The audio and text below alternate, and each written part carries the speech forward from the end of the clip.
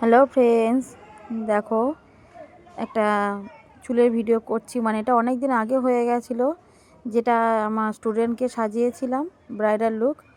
তার হেয়ার স্টাইলটা একটু দেখাচ্ছি কীভাবে কী করলাম।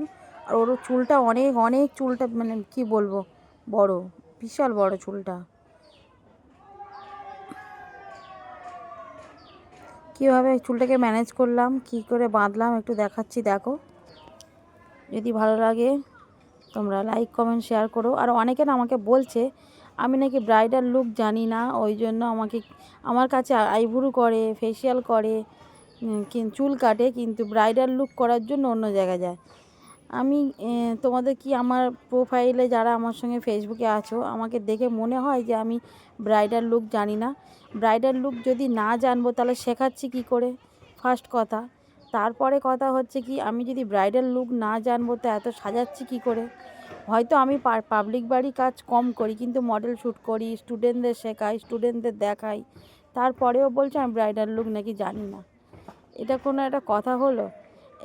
এই কথাটা আমরা অনেকেই বলছে যে আমি নাকি ব্রাইডাল লুক জানি না, ওই জন্য আমি ব্রাইডাল মেকআপ করি, ছাড়ি না। মানে এই যে পাবলিক বাড়ি কাজগুলো লোকে করে, আমি করি না বলেই এটা বলছে সবাই। তাই বলছি, তোমাদের যদি মনে হয় যে আমার সাজ ভালো লাগছে, আমাকে বুকিং করো, তাহলে আমি দেখিয়ে দিই পাবলিক বাড়িতে আমিও কাজ করি। যেহেতু আমি কাজ করছি না পাবলিক বাড়ি, সেই জন্য সবাই ভাবছে মনে হয় যে আমি মনে হয় ব্রাইডাল লুক কিছু জানি না। কোন দিক দিয়ে মনে হলো আমি বুঝি না। আমি খুব এডিট ফেডিট কম করি, তোমরা দেখেছো।